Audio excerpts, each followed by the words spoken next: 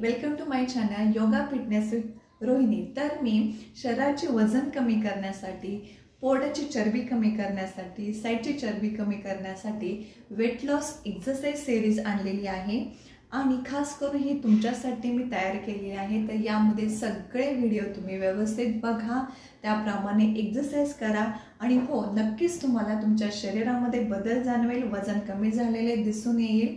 तर त्यासाठी तुम्हाला बेस्ट ऑफ लक।